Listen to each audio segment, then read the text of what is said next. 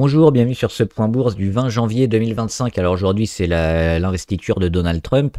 Les marchés américains sont fermés, hein, ça coïncide avec le Martin Luther King Day, donc férié aux États-Unis et la bourse est fermée. On va voir l'agenda de la semaine avec les chiffres macro, surtout en fin de semaine, hein, qui vont tomber parce qu'il n'y a pas grand-chose là en début de semaine. Les actions aussi, et puis avec toujours le retournement de la Chine et l'investiture américaine qui devrait aider les actions. On est plutôt intéressant. Et puis aussi un petit point sur les ventes à découvert qui sont relativement importantes et on va voir que c'est assez atypique cette configuration. Alors avant de commencer, comme d'habitude, je rappelle que les informations et analyses données sur cette chaîne sont données à titre indicatif et ne peuvent pas être considérées comme un conseil en investissement. L'investissement en bourse est risqué, vous êtes responsable de tous les investissements que vous faites. Alors aujourd'hui, donc, c'est Donald qui prend le pouvoir aux États-Unis et on a eu des marchés européens et français qui ont énormément monté sur des annonces. Alors on va le regarder ici. Sur des annonces notamment de taxes douanières qui seraient mis un peu plus tard et un peu moins fortes. Donc c'est toujours hein, la guéguerre taxe douanière de Trump. Un jour il dit une chose, le lendemain un peu l'inverse, mais bon, le marché réagit toujours plus ou moins. Et donc là, les dernières indiscrétions, c'était plutôt un relâchement des taxes douanières supplémentaires. Donc c'est plutôt bon pour les marchés européens et aussi pour l'euro-dollar, on va le voir. Ici notamment hein, l'euro-dollar qui a bien remonté, mais qui est toujours hein, dans cette tendance favorable au dollar, parce que là c'est l'euro-dollar, donc l'euro qui baisse, le dollar qui monte, et on voit, boum, le gros rebond, hein, plus d'1%, 1,2 aujourd'hui, dû notamment à ça. Toujours dans la catégorie Trump, on a également les mêmes coins hein, qui ont été lancés Trump et Melania. Alors là, c'est vraiment la pure spéculation où il n'y a pas grand-chose derrière. Ça ressemble plus à de la pyramide de Ponzi qu'autre chose, mais bon, si on est les premiers, évidemment, il y a beaucoup à gagner, c'est intéressant. On verra si ça a réussi à durer dans le temps. Et puis le même coin de Melania hein, qui a été sorti juste après celui de Trump. Ce sera certainement oui intéressant juste pour les premiers. On va voir surtout les bitcoins avec le bitcoin qui a fait un nouveau plus haut historique ici pour saluer un peu l'investiture de Donald Trump et on s'est remis toujours dans des dispositions plutôt favorables. Donc on avait ici hein, le point sur lequel on a méché. Hein. Moi, je me suis investi notamment sur Marathon, mais sur le Bitcoin, on avait donc la confirmation d'une première prise d'achat. On n'a pas été plus bas. Alors, ça ne veut pas dire qu'on va pas y aller plus tard, mais à court terme, peut-être une dynamique. Et on le voit, la cassure de l'oblique RSI effective et la mèche basse sur le support à 88. L'investiture de Trump, donc a priori, on ira peut-être encore rechercher des niveaux un peu plus hauts.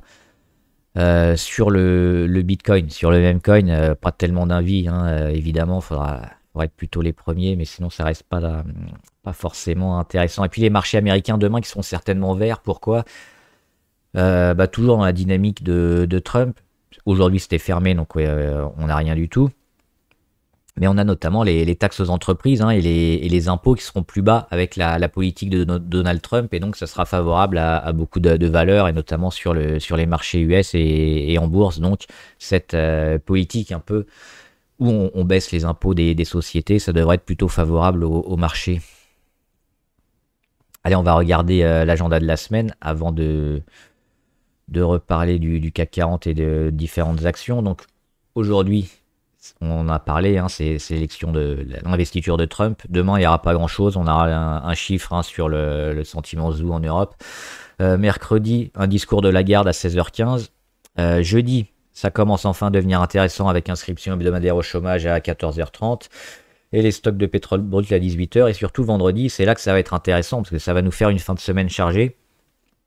On aura à 4h du matin le Japon qui devrait augmenter ses taux d'intérêt. On sait qu'ils ont une politique un peu inverse. Ils ont énormément dévalué leur monnaie et là, ils commencent un peu à réagir. On devrait passer de 0,25 à 0,50 hein, sur les taux d'intérêt au Japon. Donc là aussi pour le Forex, pour les différentes devises, hein, sur la monnaie japonaise, ça devrait être confirmé. Et donc la tendance à peut-être un yen un peu plus fort. 9h15, PMI manufacturier et services en France. La même chose en Allemagne à 9h30. La même chose en Europe à 10h. On devrait avoir des chiffres intéressants parce que dernièrement, on a vu quelques belles progressions. Discours de Lagarde à 11h. Et la même chose aux États-Unis, 15h45, PMI manufacturier et PMI services.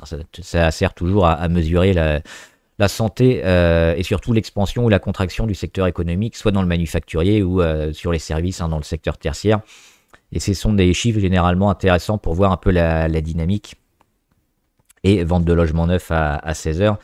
Et vu les chiffres qu'on a eu notamment sur l'indice Fed de Philadelphie, hein, la semaine dernière, on peut s'attendre à des bons chiffres, hein, sur les PMI. On est à 49,4 aux États-Unis. Peut-être passer les 50, là, ce serait aussi un signe intéressant. On va regarder ce petit graphe avant de faire le CAC et les actions. Pourquoi? Position vendeuse globale, hein, sur le CAC 40. Et on voit le CAC 40, c'est le petit graphe en bleu ici. Et en rouge, on a les pics de vente à découvert. Avec, on avait parlé ici, hein, notamment le gros pic. On a eu aussi la dissolution ici cet été. Et là, dernièrement, qu'est-ce qu'on voit? On va encore zoomer plus. C'est à la fois le CAC qui remonte et la vente à découvert aussi qui remonte. Qu'est-ce que ça veut dire? Ça veut dire que beaucoup de flux reviennent sur le marché, mais potentiellement, ils ne savent pas forcément à quoi s'attendre. Ils reviennent sur le marché français, mais il n'y a pas un all-in qui est joué dans un sens ou dans l'autre, parce que le CAC remonte, mais parce qu'on a des flux aussi qui vont se mettre sur des VAD à Paris, et on n'a pas une tendance, comme on pourrait avoir peut-être inversée, où on a un cours qui va monter et l'autre descendre. Donc c'est plutôt intéressant. Il y a aussi la politique, notamment avec le Bayrou qui a donc donné son bilan, c'est pas son bilan, son projet de loi de finances, et qui devrait être accepté. Je crois qu'il a été accepté aujourd'hui au niveau de l'Europe, et donc c'est un peu ce qu'on attendait et ce qu'on voulait éviter, des sanctions, hein, pour les finances françaises. Et là, c'est plutôt de la stabilité qu'on va avoir. Donc ça a été plutôt aussi salué par les marchés. Et ça devrait permettre, si on a un peu de stabilité politique, à pas mal d'investisseurs étrangers de rejouer un peu la France et le CAC 40, parce que déjà on était sur des niveaux assez bas, on l'a dit depuis plusieurs semaines, et parce que si le risque politique s'en va, on va pouvoir enfin construire un peu quelque chose. Donc oui, les marchés remontent, la VAD aussi. À voir si ça va durer. Je pense que c'est juste une petite poussée court terme. Alors on le voit, hein, sur les grosses poussées, c'est toujours court terme, à moins d'un Covid ou d'une météorite pour que ça reste. Mais cette petite montée-là, il faudra quand même la surveiller. On joue peut-être des prises de bénéfices court terme sur éventuellement le luxe qu'on a eu dernièrement. Mais a priori, le marché français redevient, je pense, un peu plus intéressant pour pas mal d'investisseurs.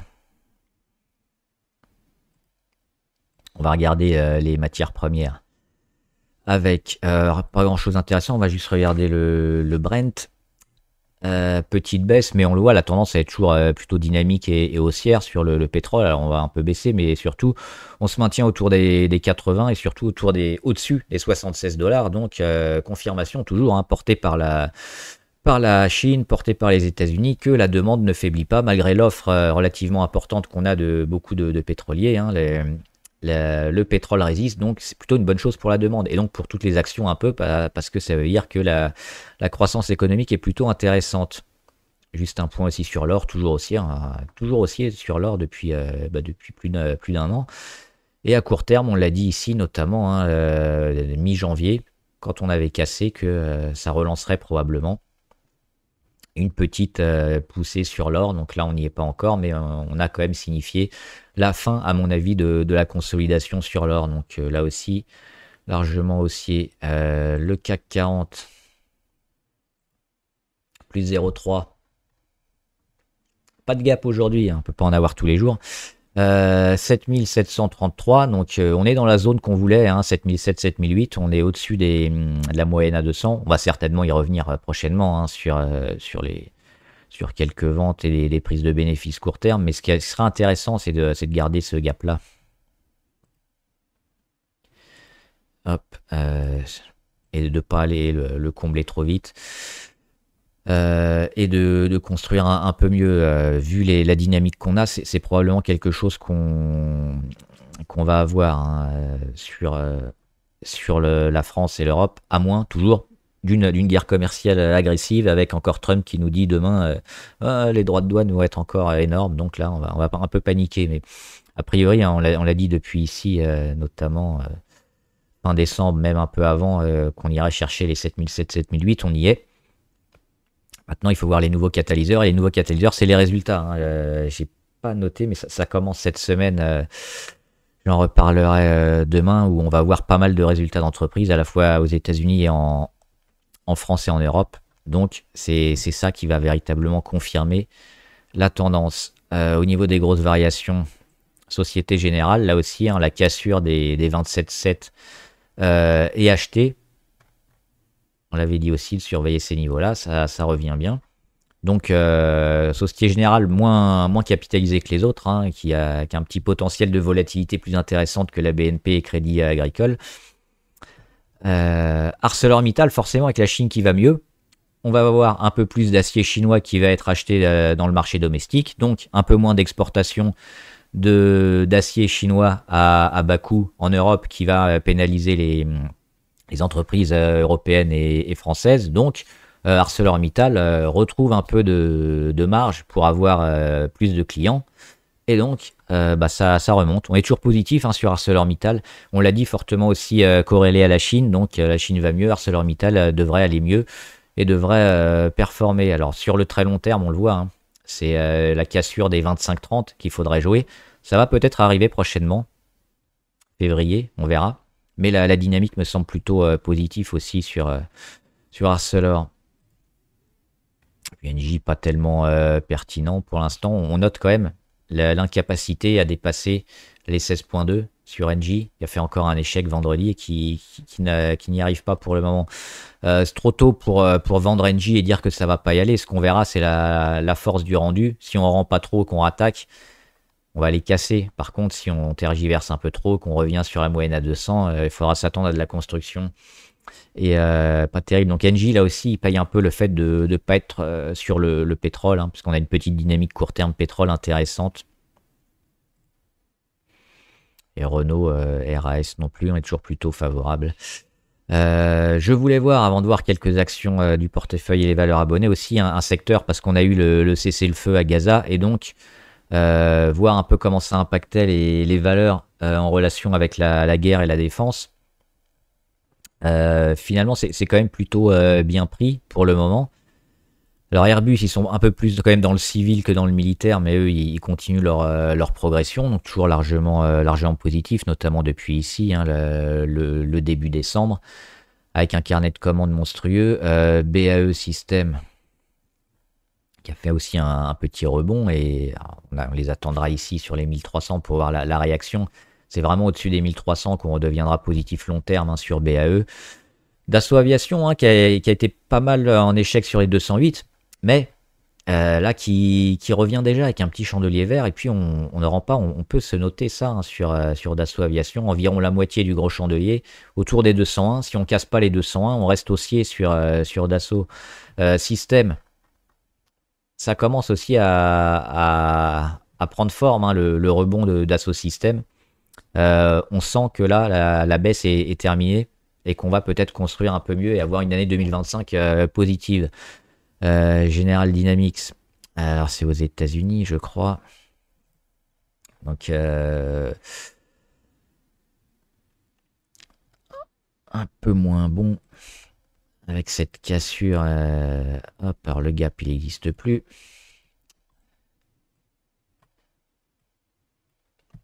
Mais ouais, attention quand même sur General Dynamics. C'est moyen. On revient en Europe avec en Italie Leonardo, on le voit, hein, plus haut historique pour Leonardo, donc ça va très bien. Lockheed Martin aux États-Unis, ils sont en. Ils étaient mieux que nous, hein, les États-Unis, on l'a vu avec une grosse poussée. Donc c'est normal qu'on ait de la consolidation sur le court terme. On surveillera aussi les décrets, hein, de Trump. Mais nous, on joue plutôt les européennes. Et on voit Rheinmetall aussi toujours sur les plus hauts, hein, avec toujours le possible arrêt, hein, et cesser le feu entre l'Ukraine et la Russie. On voit qu'il y a toujours beaucoup d'acheteurs et pas encore de grosses prises de bénéfices sur les valeurs en relation avec la guerre. RTX aux États-Unis qui progresse bien. Et là, on le voit, le graphe est beaucoup mieux que notamment les valeurs comme General Dynamics ou Lockheed Martin. La conso sur moyenne à 200 et puis la réaction au-dessus d'un gap. Donc là, c'est toujours largement haussier. Si on veut jouer une américaine, on jouera plutôt RTX, hein, qui me semble assez forte. SAP qui déçoit un peu. Alors, ils sont toujours dans une configuration plutôt d'achat. On l'a vu ici avec la conso sur moyenne à 200, la cassure d'oblique, ici en rouge, la phase de congestion, et on est toujours dedans. Alors, ça dure un peu. Normalement, on aurait dû partir un peu plus tôt. On avait fait le dessin, hein, ici. Le but, c'était de construire ici et de casser vers le haut pour aller taper les plus hauts historiques au-dessus des 272. Ça met un peu de temps. Maintenant, c'est pas encore perdu. On reste dans la figure. C'est à surveiller. Safran, aussi un peu plus civil que militaire. On est toujours haussier, hein, sur Safran. Avec les révisions de moteur, hein, notamment, qui leur apportent pas mal. Et Thales, moi je suis rentré sur Thales récemment. Et ce qu'on voit sur Thales, c'est qu'on a atteint le premier objectif, hein. On a ici le Trump qui nous disait qu'il fallait 5% je crois que c'était du PIB investi dans la défense, alors qu'on était à, je crois, 2,5 ou 2% en Europe. Donc les valeurs en relation avec la guerre et la défense en Europe ont plutôt augmenté. Et sur Thales, qui semble un peu plus décoté par rapport aux autres, pas forcément mérité, hein, parce qu'on a une belle visibilité aussi. Les PER sont un peu plus faibles. On a les possibles soupçons de corruption, notamment, qu'on fait un peu baisser le titre, notamment avec le gap ici. Pour moi, je suis toujours vert, hein, sur Thales. À court terme, on est revenu combler le gap ici. Il n'existe plus, hein, le gap des 150 depuis aujourd'hui. Donc, on monte les stops et on voit si le rebond il est uniquement court terme ou pas, parce que là, on a quand même un double objectif, le gap des 150, la moyenne à 200. Donc on fait un échec qui était attendu.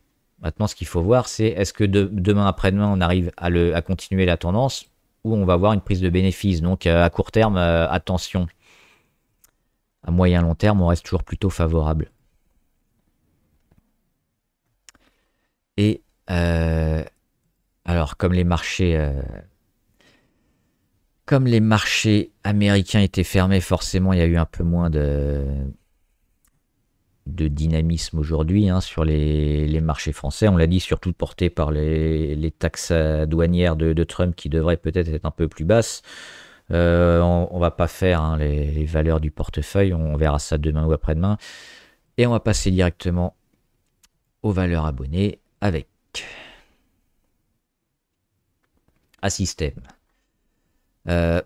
C'est bien, Assystem, parce que alors, échec ici, moyenne à 200, cassure, gap baissier. On revient sur le support qu'on casse un petit peu. Ensuite, on va chercher la résistance, le support, échec. C'est normal, on revient de loin. Et qu'est-ce qu'on fait? On revient chercher le support suivant et on réagit. On réagit avec une mèche basse et puis ici un travail pendant plusieurs jours sur notre support des 36,7. Donc techniquement, c'est très propre. Et ça nous dit quoi? Ça nous dit qu'on a une congestion à venir, qu'on a des supports relativement intéressants qui sont achetés, hein, entre les 34 et les 36.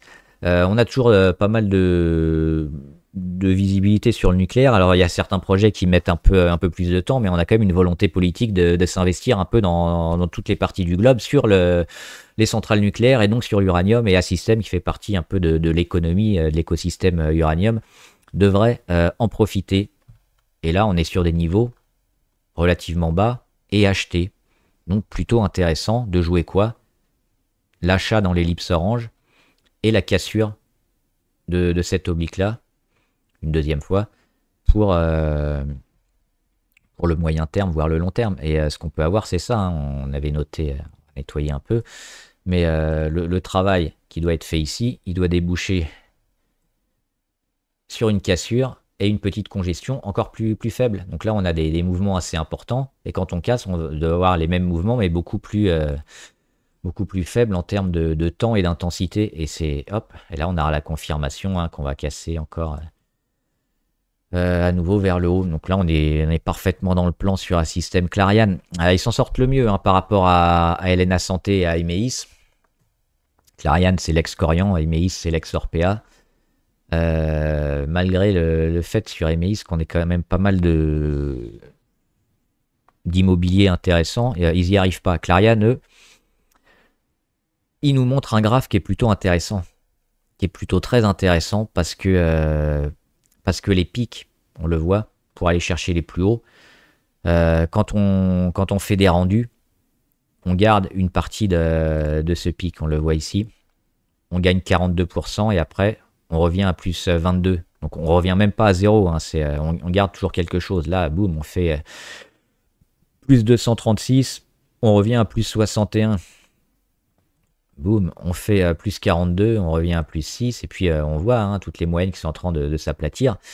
Donc la tendance, bah, elle est toujours plus... Alors long terme, hein, on l'avait dit sur les valeurs EHPAD, c'est du long terme, mais effectivement c'est plutôt très propre, plutôt intéressant, et c'est plutôt acheteur pour aller chercher à nouveau les 4, hein, en 2025 probablement. Donc là on a un graphe plutôt intéressant, à moins qu'on ait un gros chandelier rouge qui nous indique qu'il y a un problème.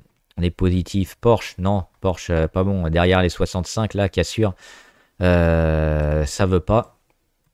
On a le rebond du secteur auto, et on voit le rebond de Porsche qui est assez faible là, hein, par rapport à d'autres. La tendance, elle est catastrophique, et puis le rebond, il est assez faible. Donc, on joue pas les valeurs comme ça qui sont au fond de la classe. Elecnor,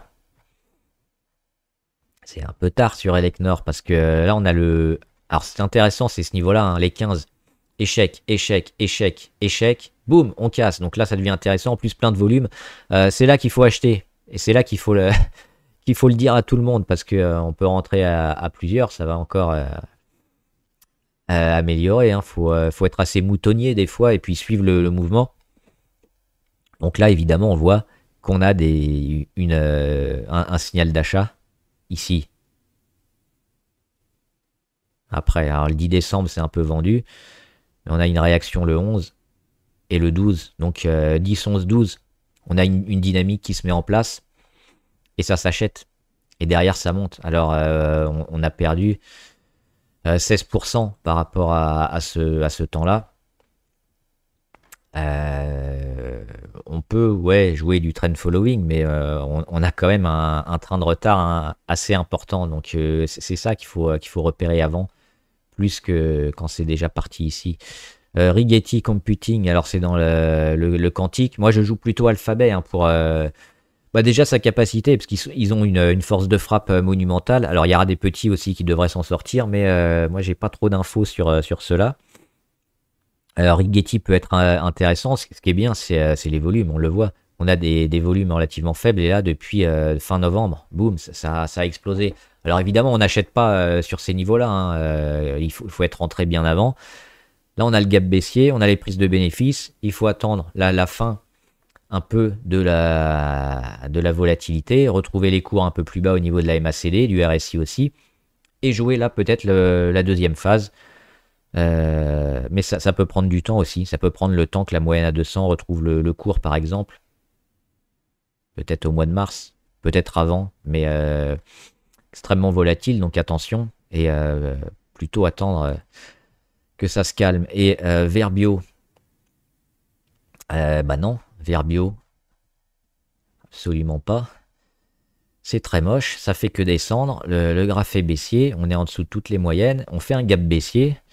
Donc la politique, c'est d'attendre qu'on revienne au-dessus des 10.30, hein, à court terme. À moyen terme, on aura peut-être d'autres niveaux pour rentrer avant, mais là, c'est extrêmement négatif. On rentre absolument pas sur une valeur comme ça.